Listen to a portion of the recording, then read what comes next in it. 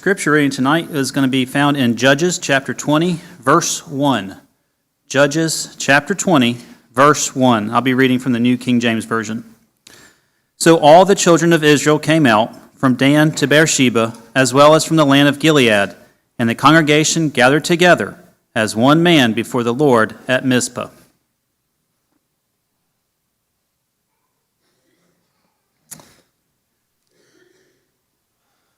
All right, so as we mentioned tonight is what we're going to do is our second Sunday Essentials. And we started this a few months ago, and the whole idea behind Second Sunday Essentials was to take that time of the month and talk about the essential fundamental elements of Christianity. We have so many new Christians among our number that we don't have, let me rephrase this, that we don't talk about fundamentals enough, that we thought we needed to do this to be able to help many of our new Christians, as well as reminder for many of us as we go through some of these fundamental elements of our faith. And so what am I talking about? I'm talking about things like we did earlier with the Bible timeline, where we looked at the chronology of the Bible. That's super important to understand as you open up your Bible, how it all fits together and how we can understand how things go in their certain order.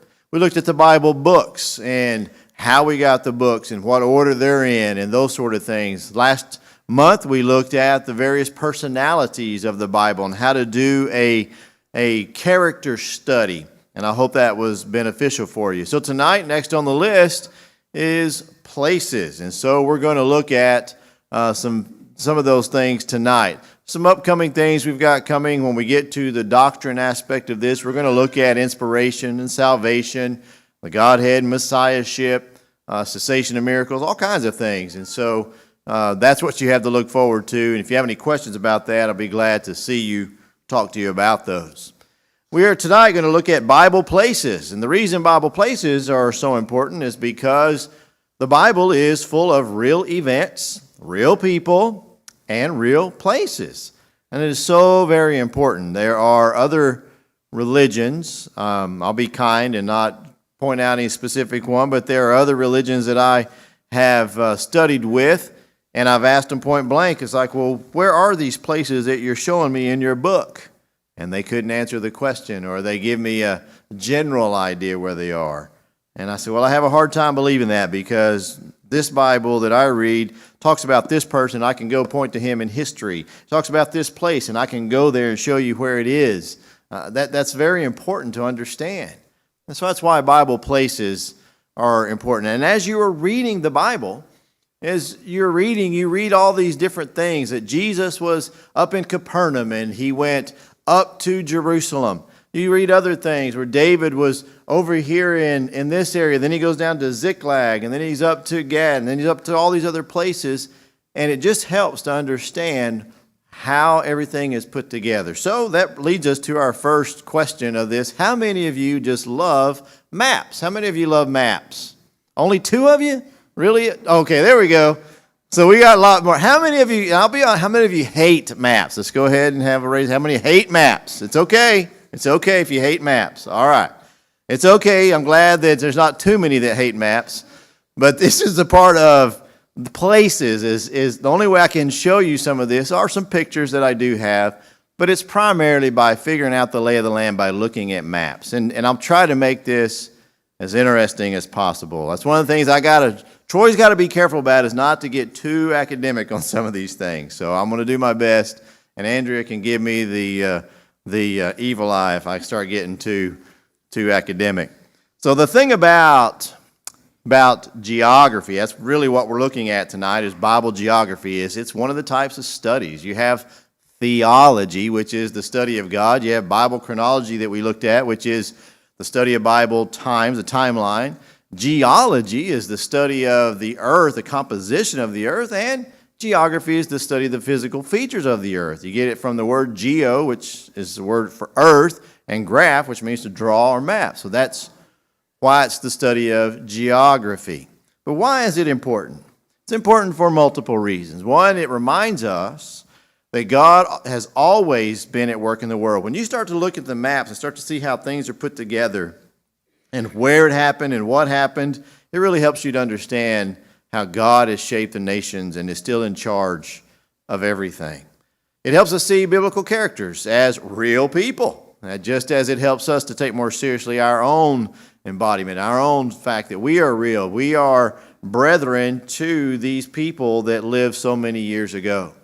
Helps us understand the Bible better. It kind of brings the Bible alive when you start to understand why things happen because of the places that are involved.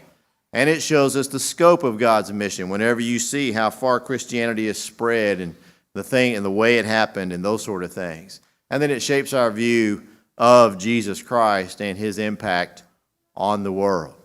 But also because when we go to the Bible, like that passage that Chris read, so the children of Israel came out from Dan to Beersheba. That is a very common way to describe Israel. Instead of saying all the children, well, it says the children of Israel, all the children came out from the whole nation, from all across the nation. It says from Dan to Beersheba. Those are two places at the extreme north and extreme south of the land. So it's important to understand where those are and what they're talking about.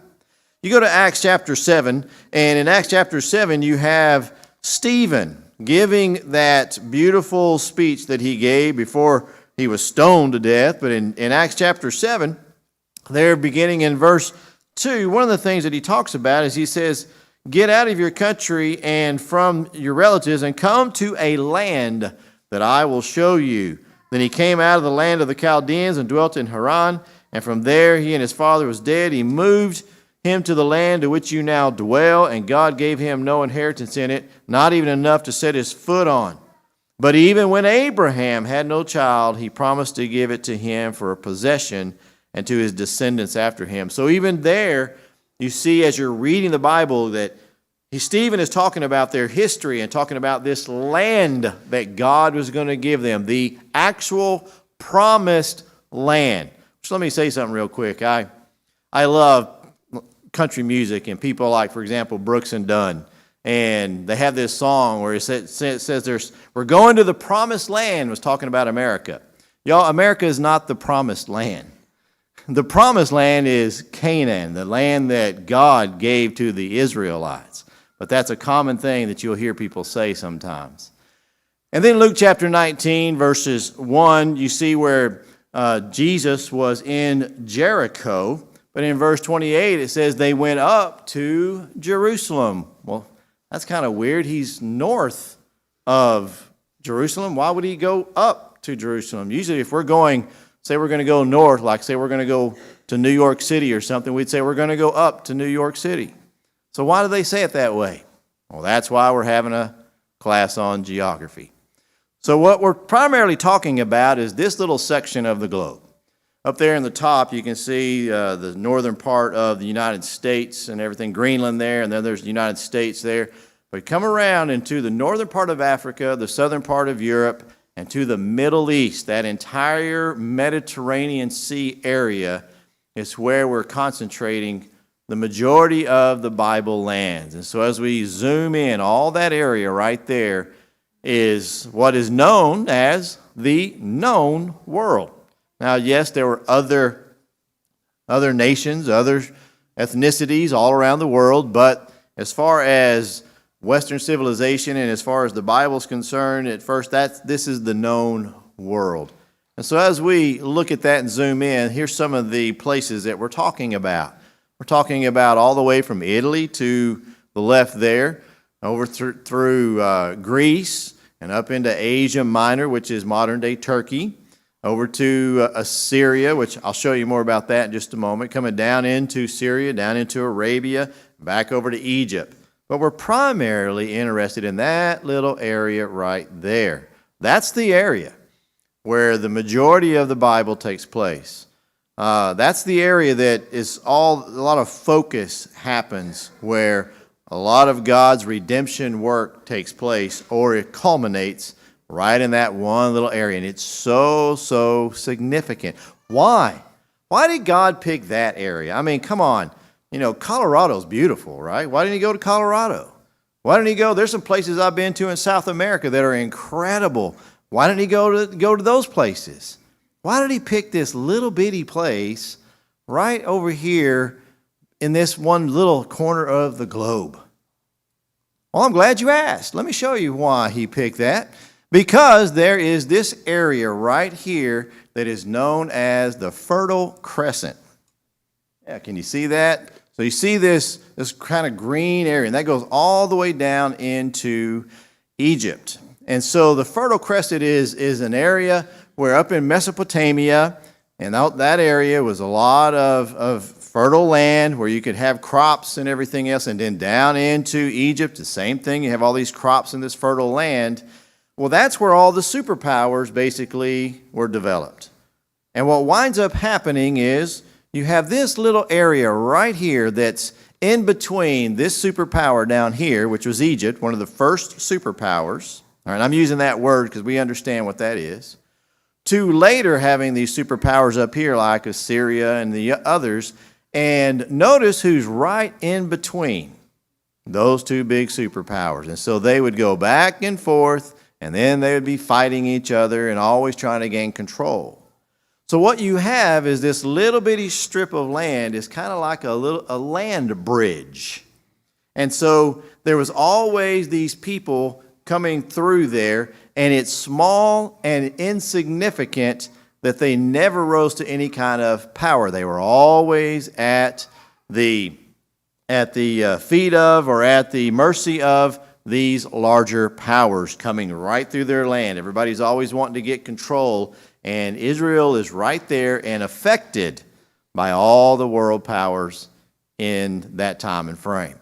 So it's interesting that this little strip of land that God puts them in. The reason that little strip of land is like that is because, as you can see there, to the left is the Mediterranean Sea, and to the right is you get into the desert. And so there's nothing out there. So you want to go from one to the other, you go down through that one area, and that all shows God's providence. And so, looking at this area, just in modern day times, so you can understand what we're talking about, here's some of the modern countries that are there now. You still have Israel that's over there in that one area. You have Egypt. Down at the bottom, you have Saudi Arabia. But right here, there's Syria and Jordan, and those but right up to Iraq. Most of us are familiar with Iraq because of our recent history in the news. We're familiar with the name Iran because, again, news. There's Afghanistan and Pakistan. You can see how all those are connected. That's the Middle East. You go to the north there and you have Turkey. And so this is modern day Middle East. But as we go back in time, and we go back to all the way to the beginning, this is where it is believed. We do not know for a fact, but we do know where the river Tigris and the Euphrates River is, and that's where the Garden of Eden is described as being.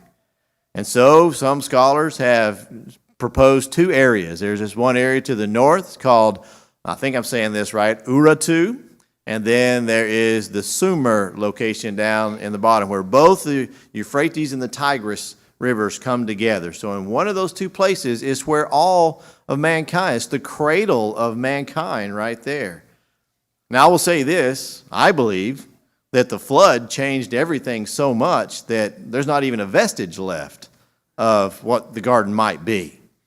But we can have a general idea of where mankind began, where mankind was brought to the earth and where God set him. And so it's from this area that we continue. In fact, if you look just to the right there, I hope you can see that. Yes, there's Mount Ararat. What do we know about Mount Ararat?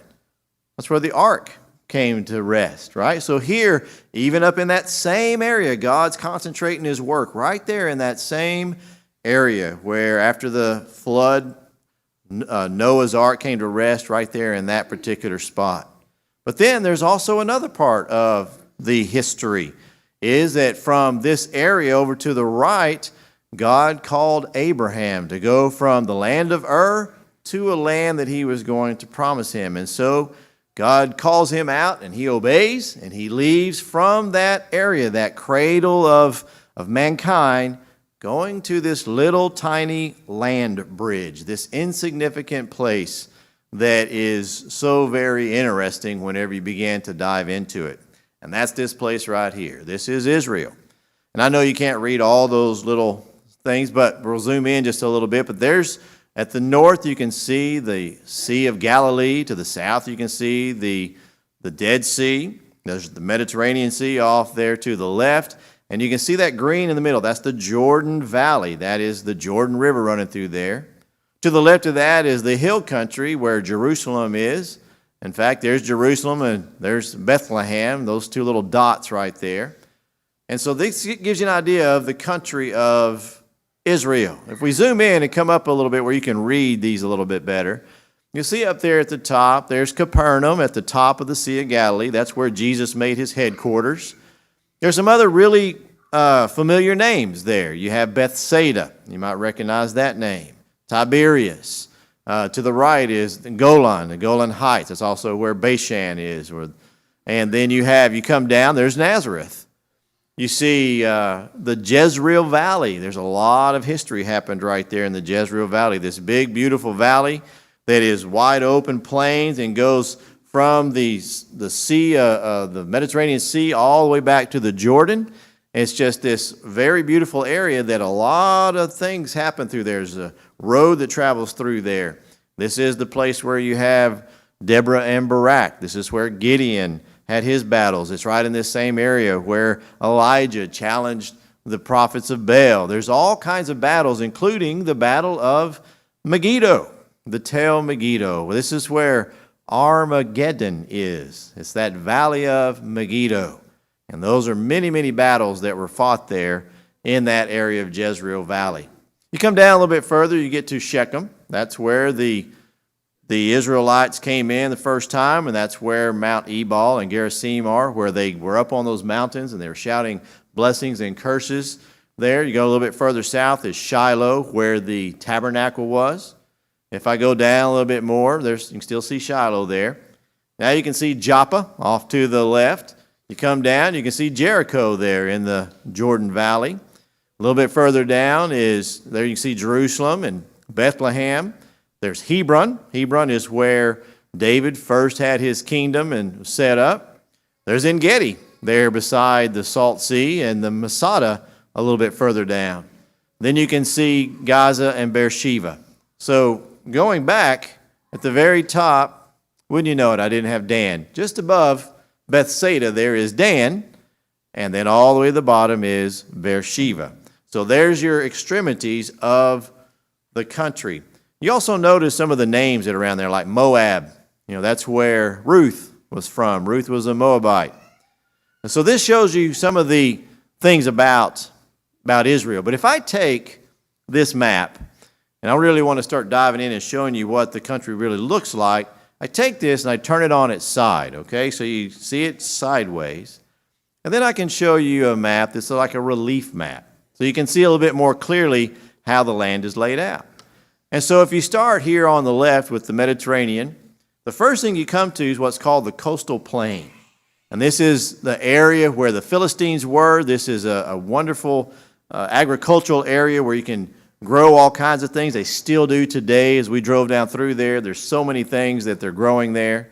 Then you get up into what's called the Shephelah. And the Shephelah is these little hills, a little hill country. This is the area where you get into the valley of Elah, where David and Goliath had their famous battle, and so many other little valleys in that area. Then you get up into, as you can see there, into these higher hills where Jerusalem is. And then it drops down, way down to the Dead Sea, and then comes back up into where Mount Nebo is. Let me pull this up so you can see these mountains. Where Mount Nebo is, you can see that. Mount Nebo is where Moses came to and was looking out over the Promised Land. Remember, he wasn't allowed to go in the Promised Land, but God let him stand on top of a mountain and look into it. And that is the highest mountain. You can see all of Israel from that mountain. You also see there Mount Carmel. That's at the top of the Jezreel Valley there. And Mount Tabor, that's where Gideon had his battle. And so you have this view where you can kind of see how the lay of the land is. Here's another one that was done that shows you a little bit different view of how that lay of the land is. You see that coastal plain. But let me show you a cross section. This way you can really see how the country is. So you see this little map. There is Israel there to the left. And if you see there, you can barely see up there at the top, that little yellow strip, that's Nazareth. Well, if I were to, let's see if you can see that. Oh, just barely. But if you look to the left, you can see the Dead Sea, then you see a mountain go up. Then you see some more mountains. There's Mount Tabor. And then a drop below sea level is the Sea of Galilee. We come down to the next one, to Shechem. Again, you see the Sea of the Mediterranean Sea. Then it comes up to Mount Ebal and then drops down below sea level to the Jordan River, the Jordan Valley. Then you have the same thing whenever you get to Jerusalem. You definitely can see that one a lot better. So again, you have the Mediterranean out here, and as you're looking at a cross section, you come across that coastal plain, you get into those little foothills, and then you go up to these hill areas where Jerusalem and several other cities are, and then you drop down, down, down into the Dead Sea, 1,600 feet down into the Dead Sea. And so look how far it is below sea level. So I hope that helps give you a little bit clearer picture of how this is laid out. So whenever people like Luke, in Luke chapter 19, verse 28 says Jesus went up to Jerusalem, he is not kidding. When you're down in Jericho, you're down in that Jordanian valley, the Jordan Valley, and it's part Jordanian as well. You're down there and you go up, up, up, up, up. I'll show you here more in just a second, but up to Jerusalem. So again, there's that cross section, the Mediterranean to the left, and there's the Dead Sea looking across. But even if I were to turn that and look at it from south to north, all right? So now from the south to the north. So at the very far north, there's Mount Hebron. Okay, that's where some people believe that Jesus had the Mount of Transfiguration. It's one of the highest mountains there in Israel. You come down, there's Dan. But notice that even from the north to the south, it's a downward slope. And even from the Sea of Galilee to the north, as you go south to Jerusalem, you go up. You go up, up, up those mountains to Jerusalem. So there was a scholar named Ramsey that went over to Israel and was going to prove the Bible wrong. And when he was done realizing all of his things like geography and archaeology and all the things that he did, he then exclaimed that Luke was one of the finest historians that's ever been because of the accuracy that he wrote. Because he discovered things like this, that even as you're going south, you're going up. So I hope that helps you see a little bit more. So this going up, this is called the Jericho Road. This is the road that is believed that Jesus was talking about whenever he was talking about the Good Samaritan. This is also called the Wadi Kelt. The Wadi is basically a drainage basin, a natural drainage basin. But look at that little map, and you can see how much it just goes up. Well, Andrew and I and Richard and Ruth and some others had the opportunity to travel from Jericho up to Jerusalem, and we just kept going up and up and up. It was amazing.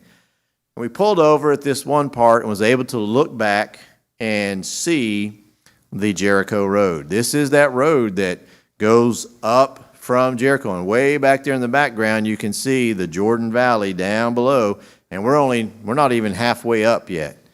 And so again, just understanding these things helps you understand a little bit more clearly when you're reading the Bible, when you're coming to passages like Luke 19 and he says those sort of things.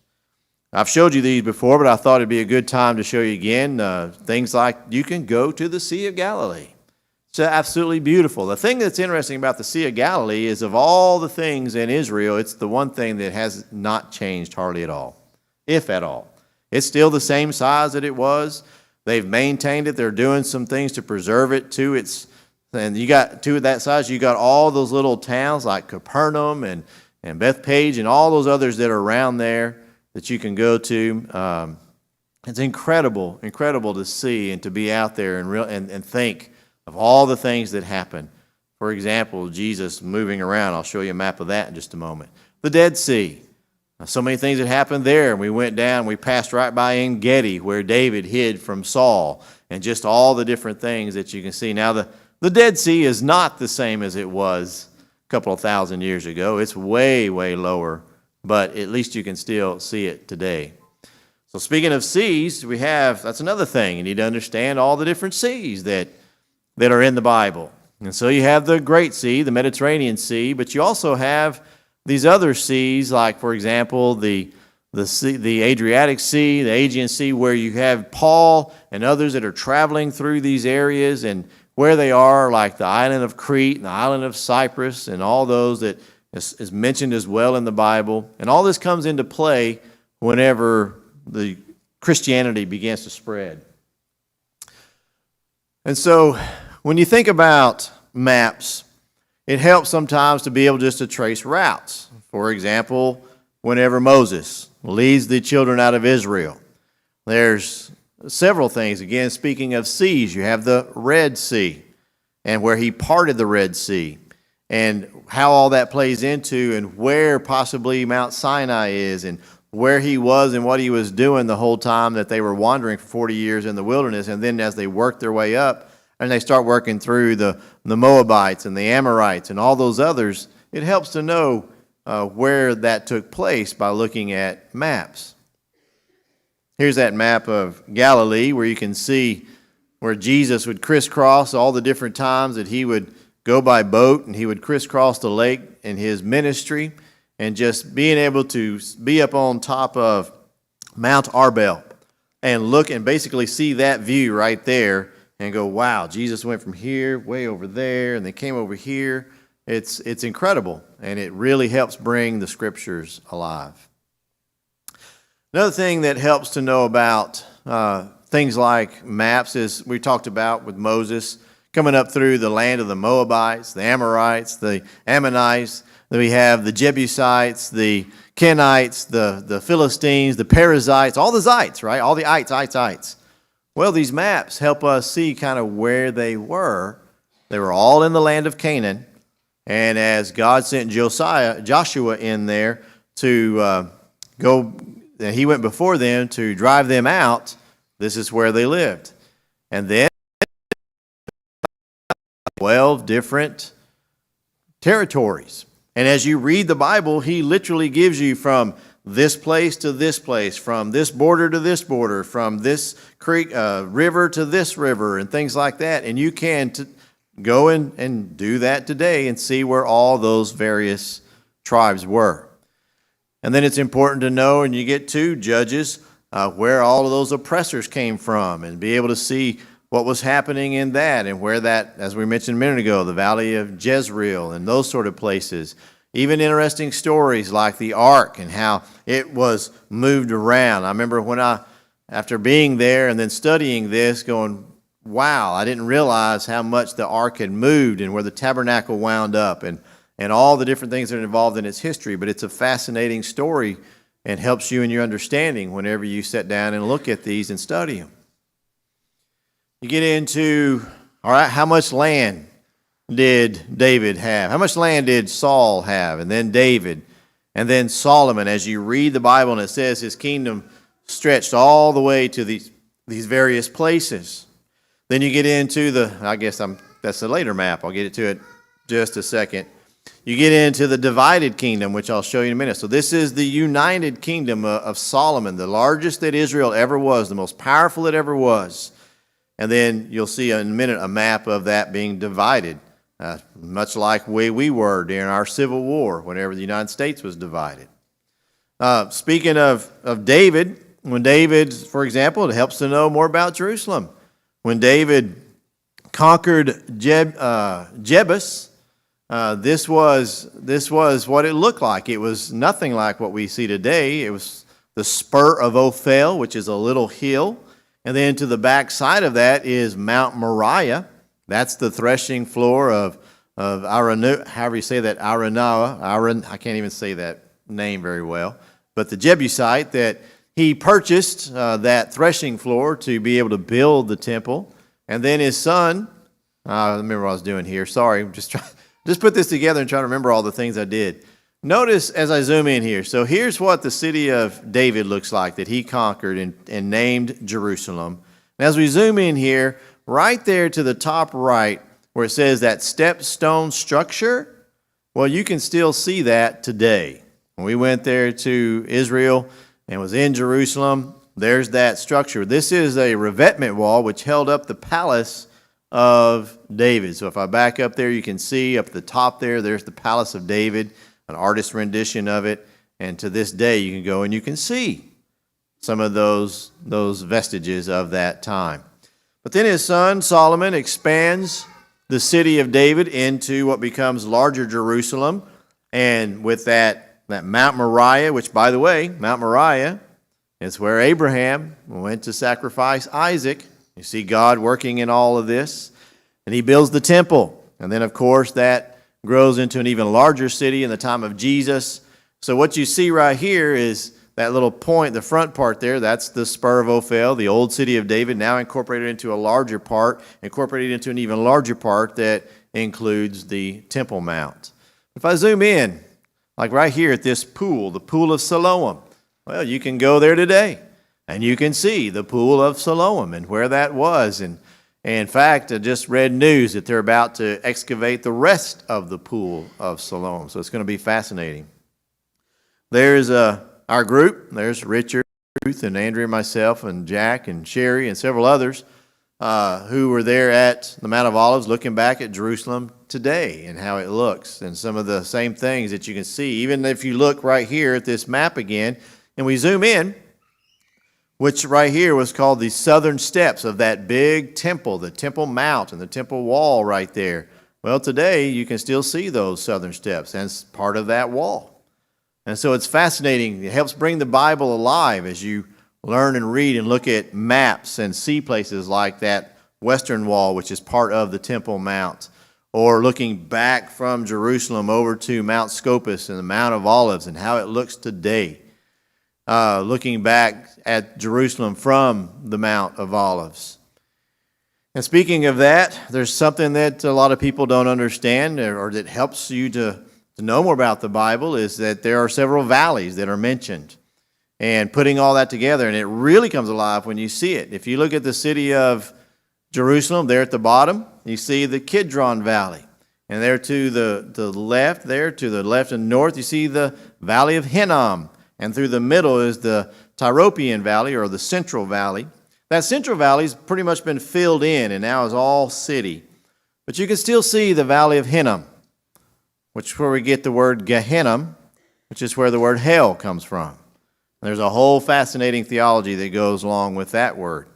And then the Valley Kidron, where Jesus passed down through, and just on this side, there at the bottom, you can see where Mount of Olives is. In fact, here's looking at it, turning it a little bit, there's that Kidron Valley, and Jesus would go from the temple, pass through the Kidron Valley, up to the Garden of Gethsemane.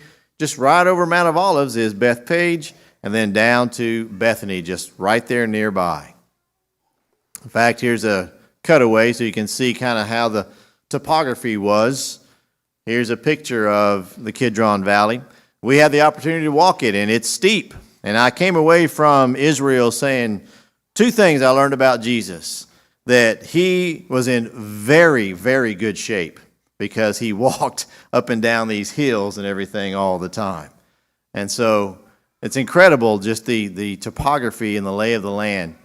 And right across, by the way, this is looking from the Garden of Gethsemane back over to the Temple Mount. This would be the view that Jesus would have there from the Garden of Gethsemane.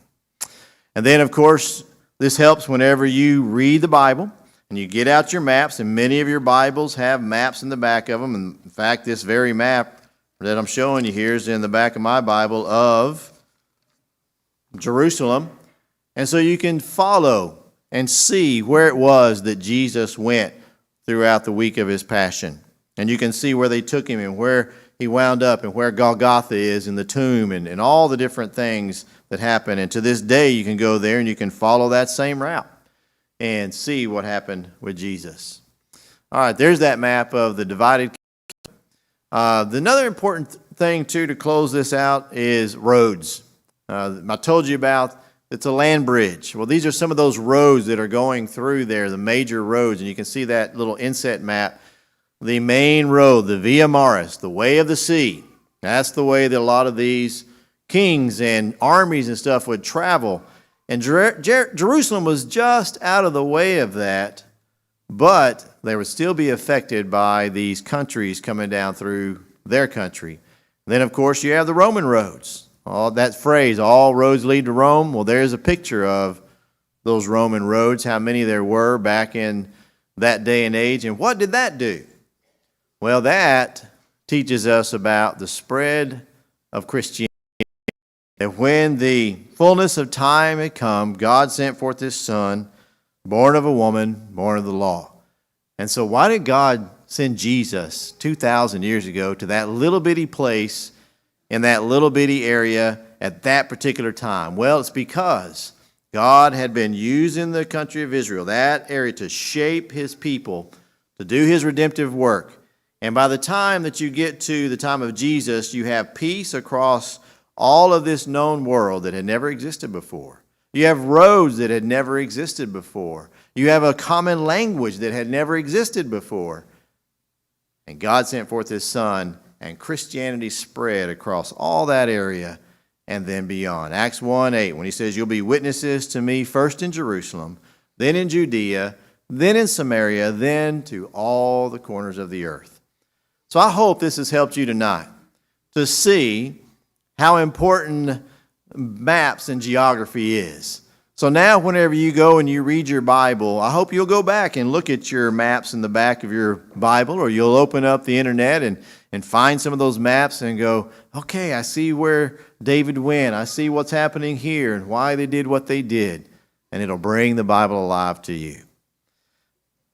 We're going to now transition, and we're going to sing a song of invitation, because at any time the body of Christ comes together, there may be someone who has been studying and has decided it's time to put on Christ. Maybe there's something that's happening in your life that you need the prayers of the church, or there's something that we can help you with in some way spiritually. We're going to sing this song of invitation, and if we can help you in any way, let it be known. As together we stand and sing.